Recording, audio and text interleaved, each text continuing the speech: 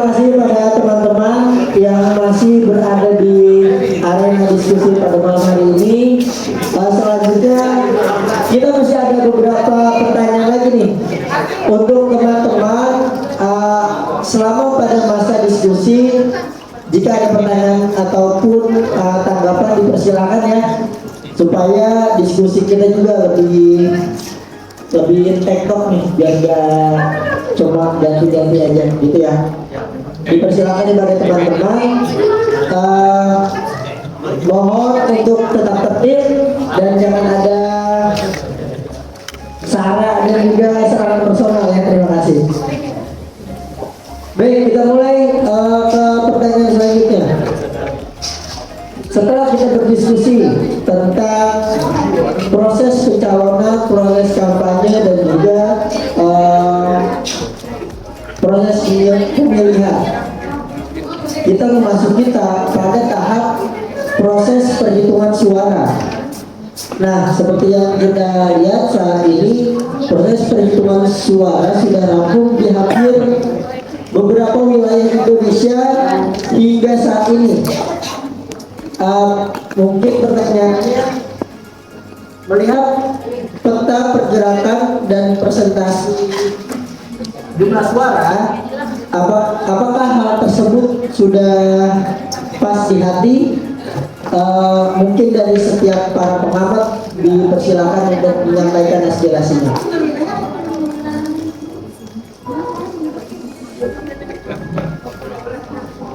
Ya, Coba aja. ini nih.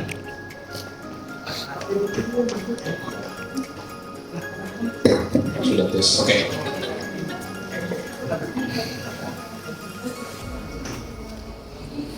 Kita bahas elektoral kalau udah membahas hasil pemilu. Kan secara elektoral baik di quick count maupun yang sedang dihitung ya masih belum tahu ya, masih belum kita ketahui bahwasannya ya kita tahu quick count ini kan bahasanya apa ya, minim kesalahan 0, sepersekian persen kesalahan. Berarti kan ya hasil yang ada di quick count maupun yang akan yang nanti sedang dihitung itu nggak jauh beda, dimana Prabowo mengungguli di angka 57%, 58-57 saya lupa. Kemudian disusul Anies di 24-22. Kemudian di Ganjar 16-17 ya. Oke. Itu nggak ada soal sebenarnya, karena seharusnya ya kita sejak awal udah tahu, kita udah tahu bahwasannya proses pemilihan ini ya sudah dilakukan lebih dulu gitu. Sudah direncanakan lebih dulu gitu. Dimana ada praduga tadi yang kalau teman-teman nonton Dirty Vote gitu, atau mungkin teman-teman juga nyambi beberapa berita yang lain, bahwasanya ya teman-teman tahu siapa yang memilih presiden siapa gitu. Ketika kita tahu persentasenya, kita sudah tahu jelas datanya. Sekarang faktanya gimana? Apakah masyarakat menerima itu? Ya, polemik tambah makin banyak kan gitu. Pendemo makin banyak di depan kantor KPU. Kemudian kemarin beberapa pasukan dari mahasiswa Trisakti juga turun ke jalan membahas soal praduga ini yang makin kesini makin terlihat jelas bahwasannya itu terbuntut, ada buntutnya. Kalau cicak tuh ada kepala, ada buntutnya gitu. Pun kejadian ini gitu. Nggak usah jauh-jauh kita ngeliat deh soal pas atau enggaknya di hati gitu. Ya udah, sebagai mahasiswa, sebagai akademisi, yuk kita sama-sama, tugas kita belum selesai. Tugas kita masih terus mengawal proses ini sampai nanti penghitungan.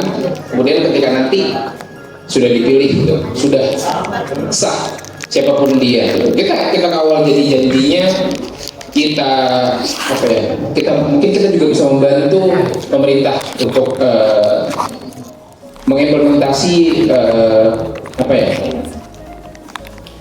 program-program yang sudah dicanangkan oleh caleg maupun capres. Terlepas dari itu, luka masih terbuka menganga gitu. Luka tentang tadi ada salah satu teman kita ya ngebahas soal Orde Baru, di mana puncak kekuasaan dipegang seutuhnya oleh presiden yang kita tahu Soeharto, kemudian tumbang saat reformasi 98. Kemudian terjadilah penghilangan masyarakat, mahasiswa dan segala macamnya yang sampai saat ini kita tahu salah satu pelaku penghilangan ini ya sedang melaksanakan sebagai calon tugas negara gitu. Di samping itu kita kemarin baru melihat salah satu kita bisa sebut perwira ini yang mana dia dipecat pada saat sidang kemiliteran, sidang militer, kemudian tiba-tiba dipasangkan jabatan khusus 4 bintang di pundaknya. Itu kan sebuah fenomena yang cukup menggelitik, juga menyayat hati gitu. Ya kita tahu lah, kita mungkin teman-teman nggak banyak tahu siapa sosok di baliknya, banyak polemik di baliknya itu. Tapi yang bisa kita sampaikan bahwasannya ya itu sudah fakta gitu. Kenapa dia dipecat? Kenapa Pak Prabowo dipecat ini? Gitu. Dan teman kalau mau lihat apa sih yang masih kenapa aksi Kamisan terus masih bersuara gitu, bahkan sampai detik ini dari tahun 1999 di depan istana menyuarakan tentang di mana hak kami berwarga negara, hak asasi manusia itu masih dipertanyakan sampai saat ini gitu. Itu yang harus teman-teman ketahui, pelajari dan bahas. Kalau mungkin teman-teman juga bersinggungan punya pandangan tersendiri soal demonstrasi, soal mahasiswa turun ke jalan, tapi masih ada loh demonstrasi ataupun aksi-aksi yang di situ terkandung kedamaian dalam proses penyuaraan ya, aksi Kamisan itu. Teman-teman bisa membaca banyak artikel yang membahas, bahkan di media pun sering menyuarakan bahwasannya aksi Kamisan masih terus berjalan hingga saat ini, setiap Kamis, setiap bulan sepanjang tahun. Sampai kapan? Ya sampai sosok itu muncul di permukaan dan menjadi tersangka atas penghilangan para mahasiswa dan juga aktivis-aktivis yang sampai saat ini kita nggak tahu di mana letak, bahkan di mana makam dari kuburannya itu. Mahasiswa harus tahu sejarah negaranya.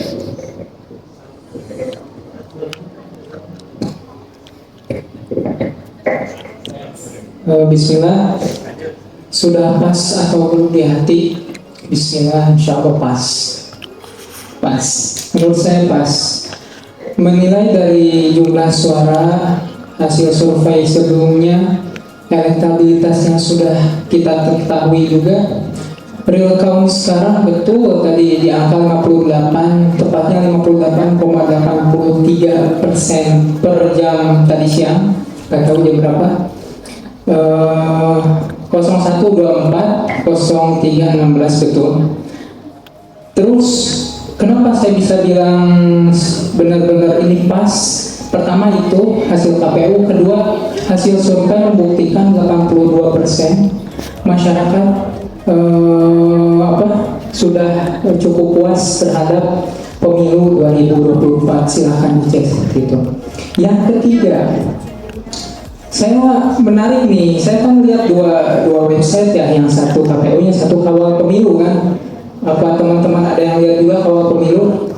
Nah, itu kan dicanangkan untuk mengawal pemilu, takutnya ada kecurangan atau lain sebagainya, kita bisa upload di sana secara realnya gitu. Itu di luar KPU.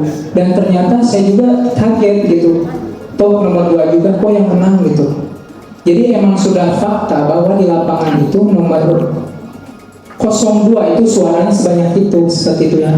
Jadi tidak ada kecurangan secara terstruktur. Ingat ya, secara terstruktur. Kalau masif apa enggak? Contoh masif, Di kecamatan kan banyak tuh, ada kepentingan pribadi, coblos 01, coblos 02, 03 itu masif namanya. Tapi untuk membuktikan keseluruhan secara terstruktur itu susah, bahkan mustahil. Jadi syaratnya satu, jikalau kecurangan itu tidak dilakukan, maka suaranya akan berbalik. Itu aja. Contoh, sekarang 58% untuk 02. Ini menurut sebagian orang pelanggaran TSM, terstruktur dan masif. Nah, kalau orang bilang seperti itu, saya akan jawab dengan secara ilmiah. Kita hitung-hitungan. Berarti dia harus memunculkan kecurigaan, munculkan fakta, video di tempat atau C1 atau D hasil dan lain sebagainya sebanyak 300.000 lebih TPS. Bayangin sesusah apa itu. Kan gak mungkin. Terlebih suaranya harus benar-benar kosong untuk 01 dan 03 di 350.000 lebih TPS. Itu yang namanya terstruktur. Karena jikalau itu tidak dilakukan, maka akan memutarbalikkan hasil hasil pemilu tersebut. Yang tadinya 58 nih nggak bisa 58, harusnya yang 58 01 kan, seperti itu terstruktur itu maksudnya. Kecuali ada indikasi seperti ini atau ada kejadian seperti ini, misalnya 02 50,1. Nah itu bisa kita buktikan secara langsung struktur, karena ada kemungkinan, karena 001 kan 001 kan itu. Jadi persenannya kecil. Kalau persenannya besar itu tidak bisa kita buktikan secara terstruktur, nggak bisa. Itu konstitusi yang bilang, bukan saya ya. Itu konstitusi yang bilang seperti itu. Jadi kalau dibilang ini tuh TSM pemilu satu, enggak, kata saya masih doang. Karena untuk membuktikan terstruktur harus seperti itu. Sekian. Jadi cukup memuaskan saya. Oke, kalau dari saya pribadi ya, ini pas atau belum. Jadi pas ini subjektif. Menurut sebagian orang yang merasa belum pas, ya artinya mereka yang harus beradaptasi, mempaskan diri mereka terhadap semua yang sudah terjadi ini. Karena itu mau tidak mau ya, istilahnya pas atau tidak pas ya harus dipaskan gitu. Jadi apa ya? Ini pemilu pertama saya, calon yang saya coblos juga ya seperti itu. Jadi kalau mau dikata tidak pas juga tidak benar juga. Apakah dengan calon yang saya dukung suaranya hanya segitu saya tidak melanjutkan kehidupan? Kan tidak. Artinya kita yang harus beradaptasi, mengepaskan diri terhadap apapun yang sudah terjadi ini. Lalu ini mungkin ada pertanyaan Mas Arben nih, terkait kecurangan tadi ini ya. Ini saya melihat dari sudut pandang warga sipil nih, karena saya kemarin di pemilu ini tidak terlibat sebagai KPP/SLN maupun Panwaslu ya. Jadi saya mendengar dan melihat secara langsung buktinya yang saya dapat dari teman-teman saya yang bertugas sebagai KPP/SLN dan Panwaslu. Jadi di apa itu sistemnya namanya? Sirekap ya, Sirekap itu kenapa untuk mengupload foto dari kertas ini? Iya, kenapa itu ngeblur padahal menggunakan HP secanggih HP sekarang gitu, kenapa masih ngeblur ya? Ini berdasarkan ketidaktahuan saya ya, sebagai apakah itu ini ya, ada mungkin sebagai mahasiswa media yang masih banyak tidak tahunya, apakah itu ada pre-applied filter gitu agar terlihat ngeblur gitu. Jadi suara yang yang akan diakumulasi itu ya udah yang ngatur aja gitu. Apakah gimana ya? Kemarin cukup menggelitik saya jujur. Kok bisa menggunakan HP yang canggih itu tapi tetap terlihat ngeblur dan tidak jelas gitu. Jadi mungkin itu aja sih pertanyaannya, karena saya kemarin tidak terlibat di KPP/SLN maupun Panwaslu, jadi mungkin ada jawaban.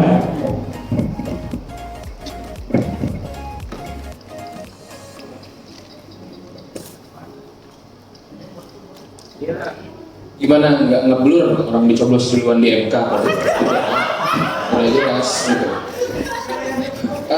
apa ya, kemarin kalau menurut ahli tentang telekomunikasi Suryo misalnya, itu kan disebutkan bahwasannya harusnya teknik sirekap ini itu tuh udah dipakai di zaman pilkada ya, pilgub DKI yang mana sistemnya, kemudian enkripsi data segala macam yang disebutkan oleh para pakar ini, ya mereka mempercayai bahwasannya harusnya sistemnya sama loh, sistemnya sama yang dipakai sama waktu pilkada ini.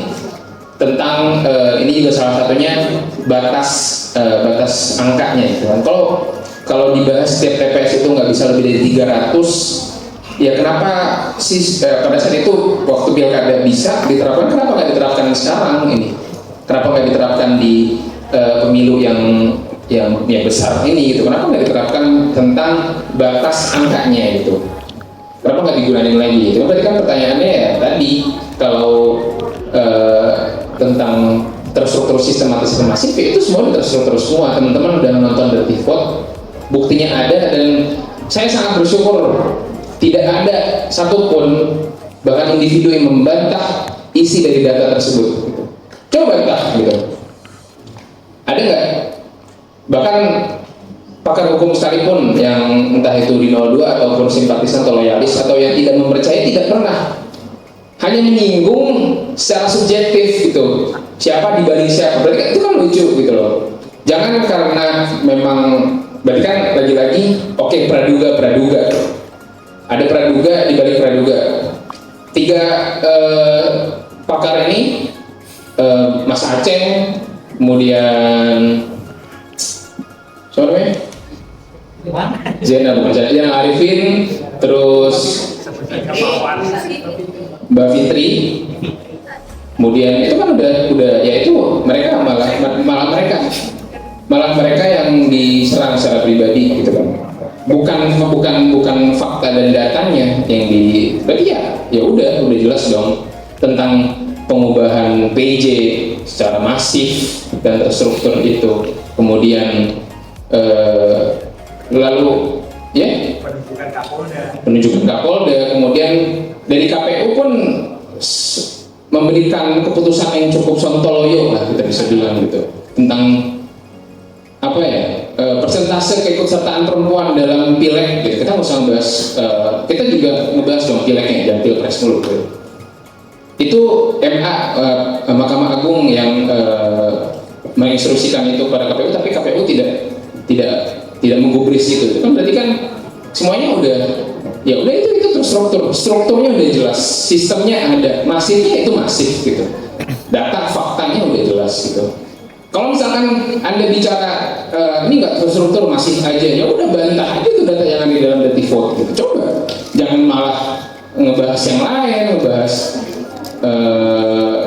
Zainal Arifin ini loyalis 01 lah, kemudian yaitu anggota Partai Nasdem, yang itu loyalis 03, bahas dong intinya itu, bahas objektifnya kan pakar katanya gitu.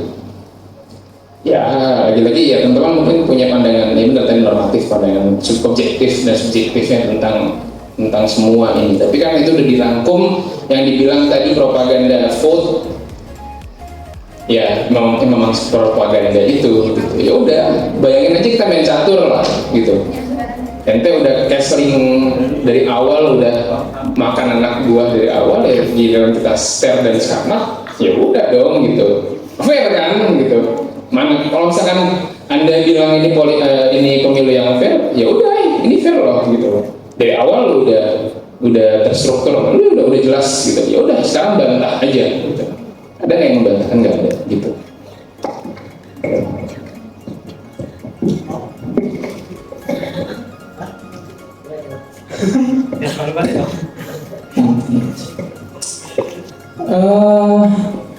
Kita berbeda pandangan dalam masalah terstruktur tadi.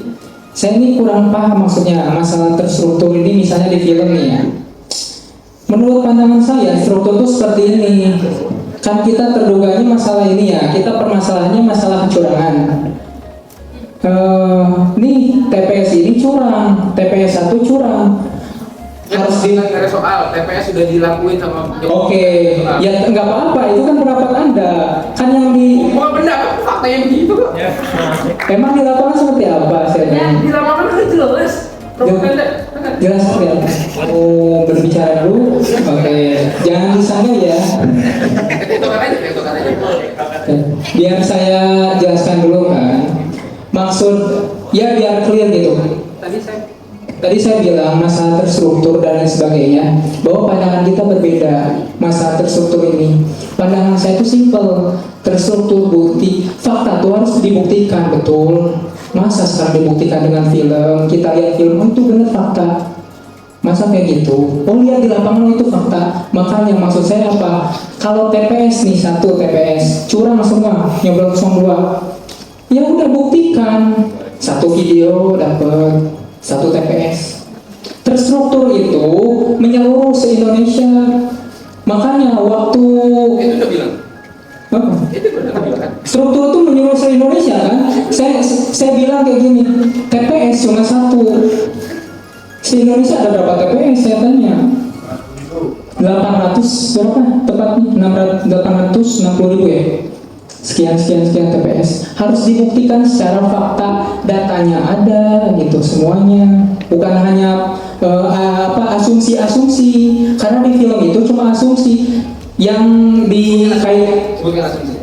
Polda tadi, penggantian Polda ini kenapa dikaitkan lah sama sang pembuat film ini karena begini gitu kan, ini penggantian karena begitu, seperti itu. Baik, izin saya sebagai moderator ingin menambahkan informasi mungkin ya, yang ingin menambahkan informasi. Iya, tadi kan sudah disampaikan nih dari Kak Zadi, dari Mas Arpen tentang The Pivot ini adalah fakta, ini cuma opini. Mungkin kalau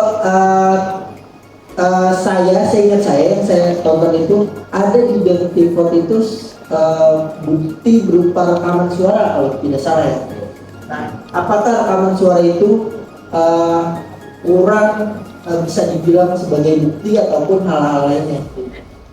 Begini Mas Fadli, semua bukti di Dirty Vote silahkan bawa ke Bawaslu, silahkan bawa ke MK, silahkan kalau mau jalur politik hak angket bisa. Kan seperti itu jalurnya. Sekarang kalau kita semua menganggap bahwa apa yang ada di dalam Dirty Vote ini sebuah kecurangan yang terstruktur dan masif, kita bawa ke jalur hukum. Nggak percaya MK, ya ada Bawaslu. Gak percaya bos. Ya ada hak angket DPR. Kalau nggak percaya semua, ya udah nggak usah ikut daftar presiden dong. Kita mau kemana lagi? Sekarang MK tuh ketuanya udah ganti.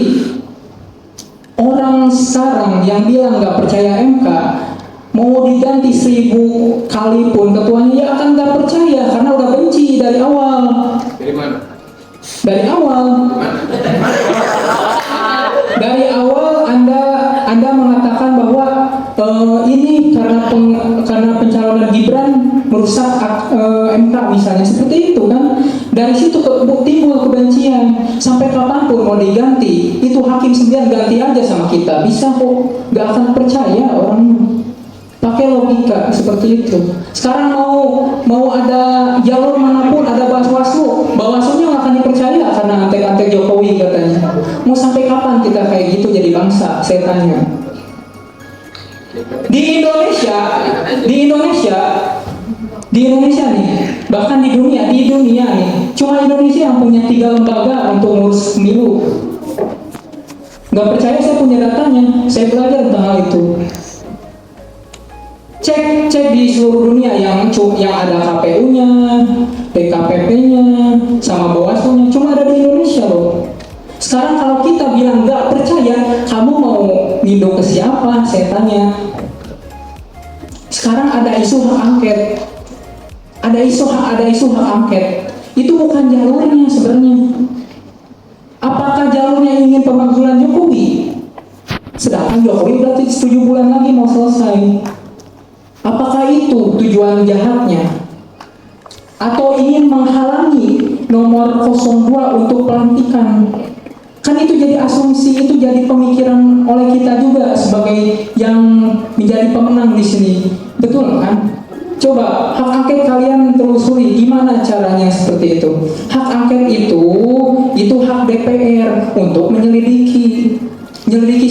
seluruh yang ada di Indonesia, departemen semua itu hak angket tuh menyelidiki, dipanggil, misalnya KPU dipanggil gitu. Tapi selain hak angket tuh ada hak menanyakan. Jadi cuma nanya doang, kamu bener nggak gini cawe-cawe? Ya dibalas lah sama Jokowi, kasih surat enggak kayak gitu doang.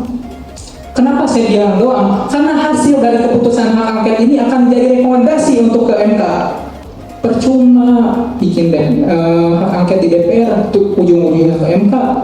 Berarti kan udah tahu niat awalnya apa, menghalang-halangi untuk dilantik. Bukan, niat awalnya adalah menekan Prabowo Gibran. Jadi intinya. Lah sekarang kan mau dilantik, udah menang Prabowo Gibran. Kenapa tadi menyampaikan bahwa hasil dari angket itu dilarikan ke MK percuma?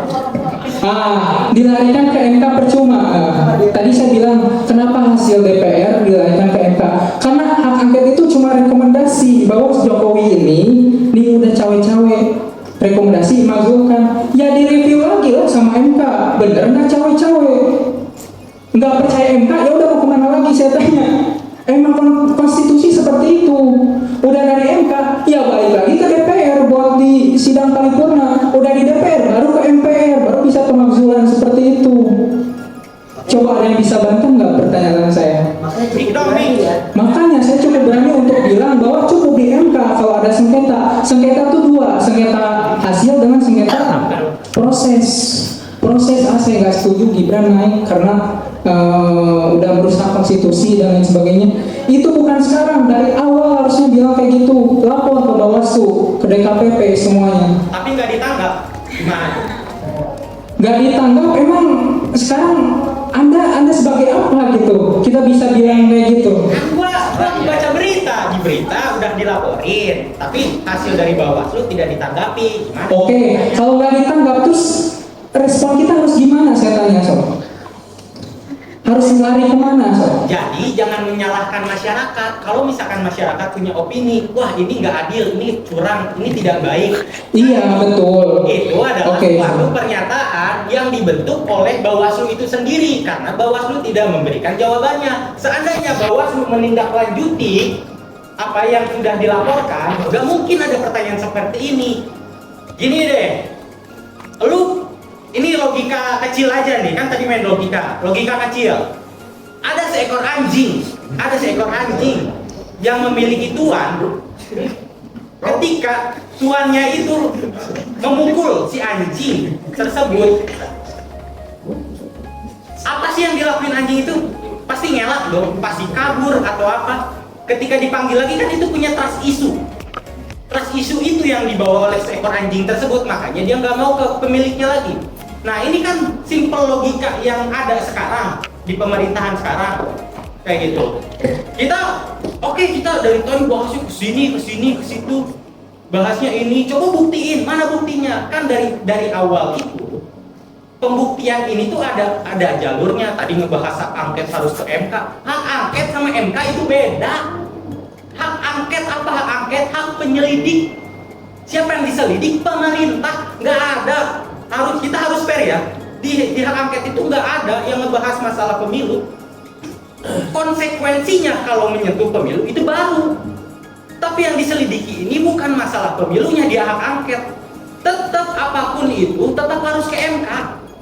Masalah hasil pemilu ini, cuman kan ya tadi balik lagi, trust issue itu sendiri dibentuk oleh pemerintahnya, dibentuk oleh badannya. Jadi gimana sih kita gini deh, lu berteman. Mas, tadi saya bilang pemakzulan Jokowi. Yes. Jokowi. Jadi maaf ya. Dalam hukum hak angket itu ada 3 yang bisa dibahas. Salah satunya itu masalah eksplisit. Masalah eksplisit ini kayak gimana sih? Masalah yang menyinggung tentang misal seorang Jokowi tidak sengaja memukul anak kecil. Itu bisa dimaksudkan lewat hak angket. Kalau nggak percaya, baca datanya. Ini juga saya belajar kayak gini, makanya bisa ngomong. Nah, di hak angket itu kan masalah eksplisit inilah yang dijadikan pemakzulan terhadap presiden. Memang waktunya panjang, harusnya ini dari awal Jokowi dilantik itu dimakzulkan, harusnya kan gitu. Tapi kan ini kan sekarang cawe-cawenya dibentuk dan terlihat sangat jelas saat pemilu ini. Makanya adalah hak pendapat dari tiap masyarakat yang ada. Memang masalah eksplisit ini tuh nggak bisa dalam 7 bulan, 6 bulan, ya minimal 1 tahun 2 tahun menurut sumber yang saya baca kayak gitu. 1 tahun 2 tahun nggak bisa. Tapi apakah kita harus selalu tiap tahun, tiap pemilu melegalitaskan hak non normalitas? Mas, nasib 02 gimana kalau belum dilantik, Mas? Emang udah menang? Kalau belum dilantik gimana, masih ada Gak perseteruan? masalah. Kan yang mau diselidikin di hak angket itu bukan masalahnya, masalah pemilunya, masalah cawe-cawe seorang presiden terhadap Oke, clear ya teman-teman. Jadi dimanapun yang namanya kecurangan pilpres itu emang jalurnya MK. Maaf tadi saya ini soalnya statementnya salah. Saya tadi mau bilang kalau Jokowi katakan pemakzulan Jokowi, betul kan? Makanya jalurnya di hak angket. Udah di hak angket ke MK, udah di MK, balik lagi DPR, baru DPR. Seperti itu, bukan maksudnya untuk mengikut pemilu. Tahu, saya juga tahu. Cuman kan yang dibahas tadi. Iya, tadi kan statement Anda terbalik sama saya kan? Enggak. Seakan-akan saya bilang bahwa pemilu itu harus dibawa ke angket kan? Kita tahu arahnya kemana, makanya kita bahas tentang itu. Kan pemakzulan ini tuh sama aja tentang pemilu. Gak mungkin ada pembahasan pemakzulan kalau nggak ada pemilu yang kecurangan. Iya betul. Makanya kan saya tadi bilang masalah pemakzulan silahkan. Kalau ada cawe-cawean, Jokowi ini ada main di belakang layar untuk mensukseskan pemilu, yaitu silahkan, itu di hak angket. Kita tidak melarang sama sekali, poinnya di situ. Tapi kalau untuk berlarut-larut untuk mengungkit hal ini apakah baik atau tidak, kan di situ poinnya. Saya nggak bilang ini baik atau buruk ya, silakan nilai sendiri. Kalau diungkit-ungkit lama buruk atau tidak, silakan nilai sendiri. Yang kedua, memang hasil pemilu itu emang keputusan KPU, MK itu emang beda. Sekarang antum bilang tadi kan MK independen, emang independen. MK itu independen dari DPR. Tapi kan di makanya tadi saya bilang pemakzulan Jokowi doang, makanya seperti itu. Nah, untuk hasil pemilu itu sudah ditentukan dari KPU. Kalau sudah ada hasil itu silahkan. Kalau ada pertentangan, nih garis bawahi, kalau ada pertentangan masuknya ke MK. Seperti itu. Kalau masalah hasil ya hasil. Nih kenapa hasilnya segini, masuk ke MK, maksudnya gitu. Nih kenapa prosesnya gini, ada Bawaslu dan DKPP, seperti itu. Gitu aja. Sekarang kalau kita mau menyelidiki pemerintah, kita nggak menyelidiki Pak Jokowi doang, coy. Semua itu DPR fraksi itu diperiksa.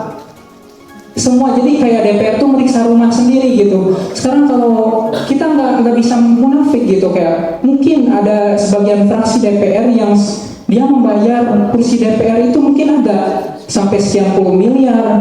Bayangin kayak gitu diperiksa sama sendiri gitu. Ya Kayak apa? Kan justru gini, maaf ya, biar sama-sama. Jadi gini. Kalaupun nanti di DPR itu bukan hak masyarakat, kita di masyarakat orang miskin. iya. Ini kenapa harus kayak gitu? Ya terserah mau DPR ngusut dirinya sendiri, itu mah ya udah. Kan kita sekarang pengen klarifikasinya, pengen clearance dari pemilu ini. Berlarut-larut capek, polarisasi yang terjadi kayak gini capek. Justru itu makanya kita perlu dibuktikan. Mas, saya tadi bilang nggak apa-apa loh, silahkan ya. Mau hak angket silahkan. Saya kan belum beres ngomongnya dari tadi kan. Mau hak angket tuh Tadi nyinggung DPR. ya emang kan saya lagi ngomong selesai dulu. Sendiri. Jadi poinnya di sini teman-teman biar nggak salah paham ya. Saya itu tidak mengintervensi bahwa salah kalau ke hak angket, enggak. Silakan lakukan hak angket. Tapi kita harus lihat menyeluruh kan, dari tadi disinggung dulu, kita tuh sebagai mahasiswa harus lihat keseluruhan kan. Betul kan? Ya udah kita lihat secara seluruh. DPR ini apa aja isinya, fraksi-fraksi. Kalau DPR nyogok ya udah kita cek gitu kan. Ya gua juga setuju, cek aja tuh. Mau Demokrat, mau siapa, cek aja gitu. Tapi bukan itu esensinya. Kita sebagai bangsa itu sudah harus menerima gitu. Kalau mau angket silahkan. Tapi kalau saya pandangan rakyat kecil nih, ya udah ngapain lah gitu. Kamu hak angket gitu berlarut-larut. Kalau untuk mencari, oh ini klarifikasi nih. Ini benar bahwa Jokowi itu cawe-cawean. DPR terbukti, iya silahkan gitu. Ini mah pandangan saya pribadi ya, ini mah pandangan saya pribadi. Hal seperti itu berlarut-larut itu aja saya. Karena kalau ada jalurnya, kenapa nggak ke jalurnya? Saya mau mempertanyakan itu aja, seperti itu. Kalau mau ada hak angket, silahkan dibuktikan, itu mah hak konstitusi semua negara, semua warga negara. Terima kasih. Oke, Mas Danu sebagai closing dari Oke. pertanyaan ini. Jadi memang ada poin yang saya suka dari apa yang telah disampaikan Mas Hafiz tadi ya, terkait apa tadi? Mohon maaf, agak lupa dikit.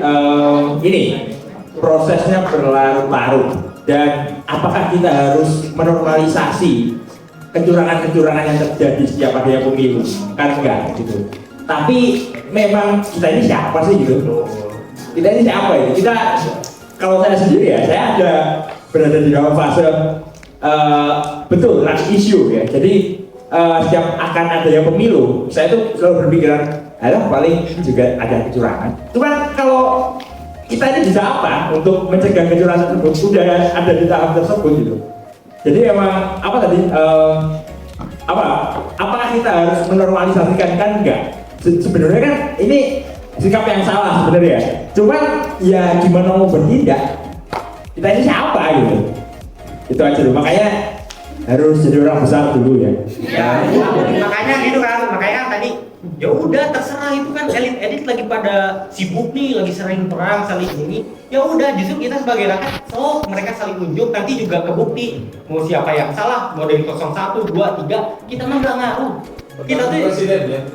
Kita tuh cuman, kita kan intinya cuma nyari siapapun yang itu, siapapun yang terpilih, yang salah harus diadili, kan gitu konsepnya. Yang benar harus tetap dibenarkan, yang salah harus tetap disalahkan, kan itu poinnya kan. Kita POV kita sebagai masyarakat gitu. Kita tuh nggak bisa apa-apa. Nah, ketika ada permasalahan seperti ini, ketika ada hak angket lah, ada pembuktian kecurangan lah oleh elit-elit tersebut, ya udah itu kan masalah elit. Kita nggak pernah bisa ikut campur sebagai masyarakat. Biarin elit menyelesaikan tugasnya. Dari dulu elit ketika kan jadinya gini kan, ketika elit diem disangka ini, ketika elit bekerja sekarang di ini kan, jadi kita tuh dibawa terus ini opininya kan. Maksudnya ya udah terserah, biarin mereka menyelesaikan apa yang harus mereka selesaikan, apapun hasilnya itu. Yang penting kita mah masyarakat pengen tahu siapa yang salah, pengen tahu siapa yang benar. Yang salah harus diadili, yang benar ya udah benarkan gitu. Sedangkan yang terjadi sekarang ini semuanya masih serba abu-abu. Yes, gitu. Di apa ya, dipelintir semuanya. Jadi masyarakat itu tidak bisa tahu mana yang benar-benar salah, mana yang benar-benar benar. Itu yang wah, kacau memang. Sekarang kan sedikit ya, mohon maaf nih, sedikit kan. Oke, sedikit ya. Sekarang aja kan, maksudnya dari kita mau lari ke siapa gitu. Maksudnya kita ini sebagai penonton, kita tuh harus melihat siapa nih, siapa yang bisa kemungkinan kita percaya dari seluruh lembaga, seluruh partai, seluruh apapun itu elemen di pemerintahan. Jadi siapa nih yang bisa kita selaku masyarakat bisa lihat. Sedangkan penormalisasian kesalahan itu selalu diperlihatkan kayak gitu. Contoh kasus KPU kan itu berkali-kali ya. Maksudnya ya itu kita kan berita ya, di berita berkali-kali sampai 5 kali sekarang kartu kuning kartu kuningnya dilontarkan untuk ketua KPU-nya, tapi nggak ada penghukuman yang jelas sampai sekarang. Nah itu kan yang sekarang nggak pernah berhenti, makanya ada kasus HAM yang aksi Kamisan ini nggak pernah berhenti. Ya karena peradilan di Indonesia tuh kayak gini.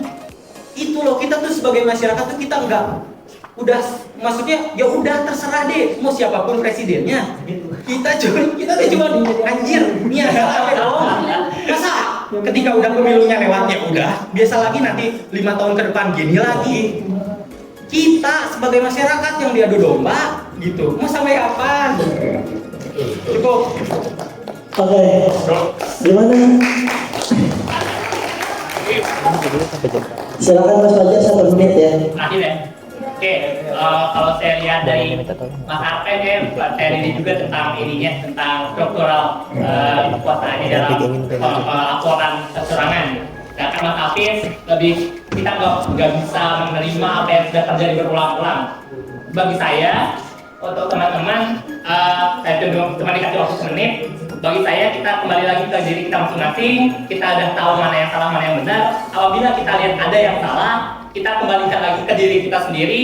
Kalau menurut hadis, kalau kita lihat ketiga kemungkaran, kita bisa ubah dengan tangan kita. Kalau nggak bisa, ubah dengan lisan kita. Kalau nggak bisa, kita cukup doakan. Oke? Cukup sekian.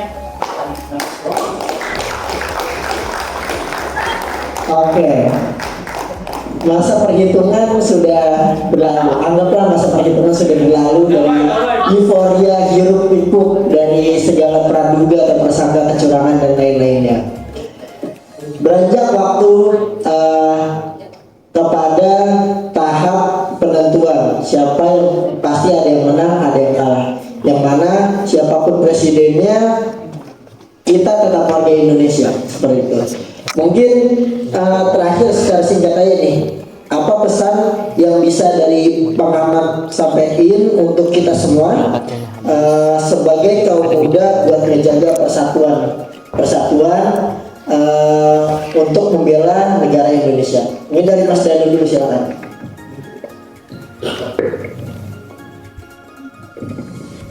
Baik, sebagai penutup mungkin untuk kita ya sebagai pelajar Indonesia yang sedang menempuh pendidikan di luar negeri, apa yang harus kita lakukan mungkin fokus kepada diri kita sendiri aja.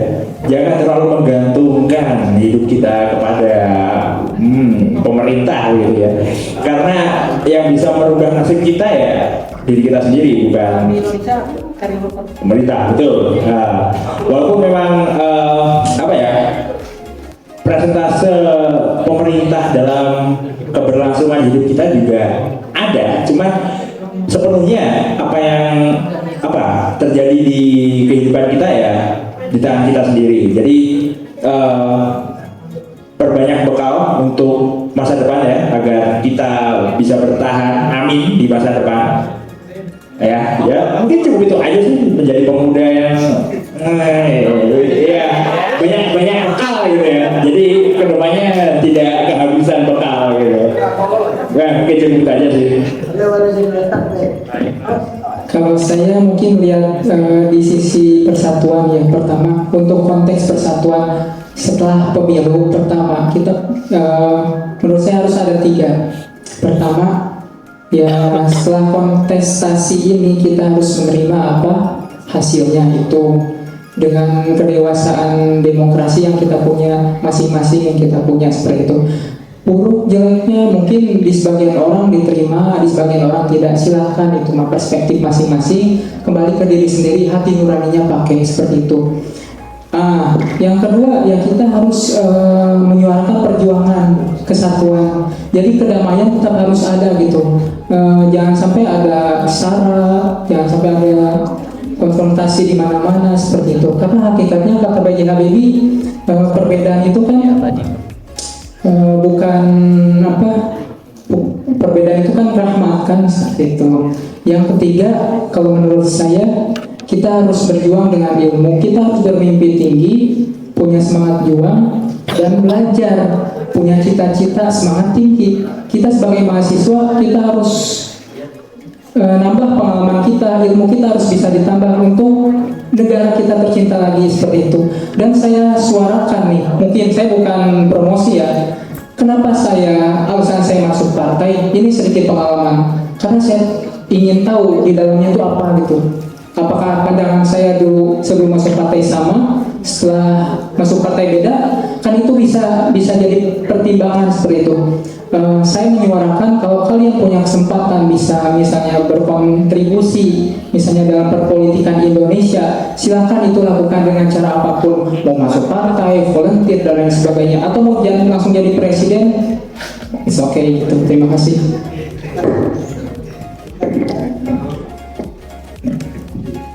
Vox Populi, Vox Dei, suara manusia, suara Tuhan. Tapi yang kita lihat fenomena sekarang ya, Vox Populi, Clario Dei, suara rakyat itu tangisan Tuhan. Dari sini bukan mau menerima dengan mudah tuh ya nggak bisa juga gitu ya. Kita kawal semua pergerakan pemerintah, adakan hak angket silahkan adakan, karena ya trust isu masyarakat terhadap pemerintah harus diputus sejak saat ini itu, karena kedepannya ya pemerintah harus stand for who, dan pemerintah harus tahu apa yang jadi keinginan masyarakatnya gitu. Kalau memang disalahkan ya sih pidanakan, memang tentukan dia salah, yang benar tentukan dia benar gitu. Biar masyarakat tahu bahwasannya pemerintah kita tuh benar dan salah dan benar. Tapi di balik semua itu ya sebagai mahasiswa dan juga masyarakat Indonesia, yang ada jauh sebagai diaspora Indonesia, jangan lupa pulang, karena percayalah tetangga kalian, masyarakat yang ada di sekitar kalian mendambakan kepulangan kalian untuk membangun daerah kalian masing-masing gitu. Oke, gitu ya. Boleh. Jadi gini, mungkin dari waktu yang ada juga mungkin ayo. Tapi dari hasil diskusi ini kita bisa melihat bahwa seperti yang disampaikan oleh Mas Sulami tadi itu sudah ada mulai pikiran-pikiran bahwa pemerintah tidak memiliki peran yang begitu besar kepada masyarakatnya. Ini adalah satu bukti bahwa pemerintah itu sudah jauh dari konstitusi, yang mana kita tahu konstitusi Indonesia itu mencerdaskan kehidupan bangsa dan juga ikut andil dalam kehidupan sosialnya, keadilan sosial. Maka dari itu, kalau misalnya sudah ada pemikiran seperti ini, kita bisa melihat bahwa Indonesia tuh sudah jauh dari ideologi Pancasila, atau mungkin bisa kita bilang pemikiran seperti ini sudah dekat dengan pemikiran kapitalis lah. Maka dari itu, sebagai mahasiswa, seperti yang mungkin Bung Zadi katakan tadi, itu kita harus tetap mengawal pesta demokrasi dan juga pergerakan pemerintah yang ada. Kita tidak bisa kayak udah kita fuck up dengan pemerintah yang ada. Karena kita tahu bahwa seotoriternya pemerintah, kita tahu bahwa kekuatan mahasiswa pada tahun 98 itu dan kekuatan aktivis, kita tahu bahwa pergerakan aktivis dan bukan hanya di Indonesia ya, tapi juga ada di seluruh dunia. Revolusi Prancis menjadi salah satu contohnya yang menjadi dorongan kepada negara-negara lain untuk melakukan revolusi tersebut. Jadi untuk saya sebagai mahasiswa, kita harus tetap menjunjung tinggi intelektual, di mana menggunakan ilmu yang ada untuk mengamati pergerakan pemerintah. Mungkin itu saja dari saya. Hidup mahasiswa. Hidup mahasiswa. Baiklah, itulah rangkaian diskusi kita pada malam hari ini. Rangkaian diskusi dialog kebangsaan. Mungkin untuk mempersingkat waktu, saya sebagai moderator Muhammad Fadli Romi memohon maaf apabila ada salah kata. Dan ini kami tutup diskusi pada malam hari ini dengan pembacaan hamdalah. Assalamualaikum warahmatullahi wabarakatuh.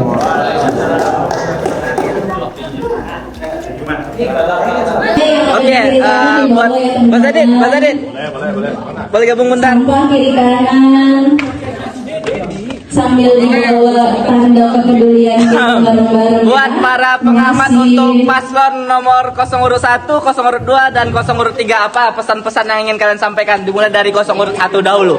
Kawal demokrasi, buntuti kecurangan. Tetap kawal demokrasi sama sih, tapi kita harus lebih efektif. Terus yang ke depan jangan sampai menyerah. Udah. 1, 2, 3 nomor Indonesia Forever.